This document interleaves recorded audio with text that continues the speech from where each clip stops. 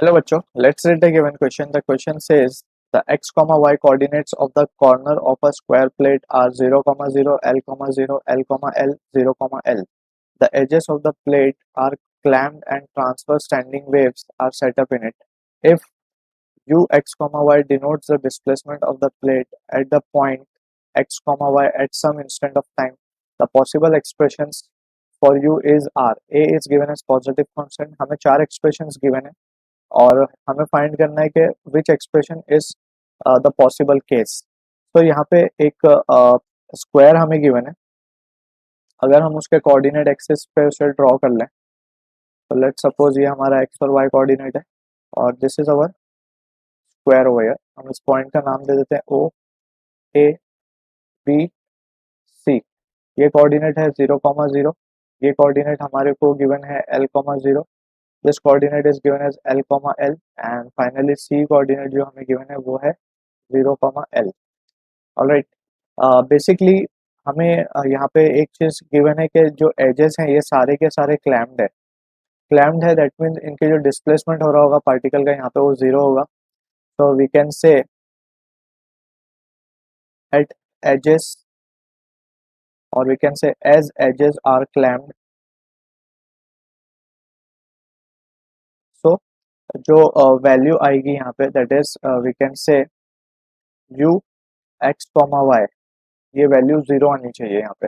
Alright, जो भी coordinate होगा तो यहाँ पे जो डिस्प्लेसमेंट होगा that is in terms of u v are taking. So अगर यू यहाँ पे डिस्प्लेसमेंट गिवन है सो यू इनका एक्स कॉमा वाई पे जीरो होना चाहिए बिकॉज दे आर क्लैम्प्ड। तो यहाँ पे अगर अब हम ये कंडीशंस लिखें इन चारों ही साइड्स के लिए तो फर्स्ट साइड हमारी है ओ ए।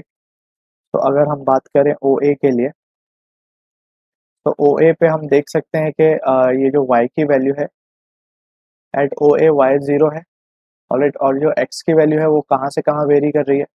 x जो है l से कम है या फिर इक्वल है और जीरो से ग्रेटर है।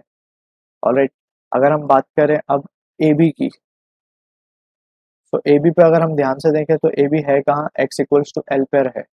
ऑलराइट, अब यहाँ पे y की वैल्यू वेरी कर रही है that is from again 0 to l। Alright, third condition अगर देखें BC के लिए तो BC पे अगेन y जो है हमारा जीरो है। ऑलराइट, और x की वैल्यू जो वेरी कर रही है it is varying from 0 to l again.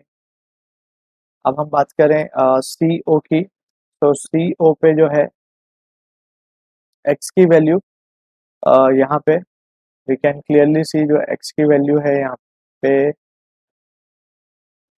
We can say it as to be. यहाँ पे y की वैल्यू जो BC की जो वैल्यू थी ये l थी।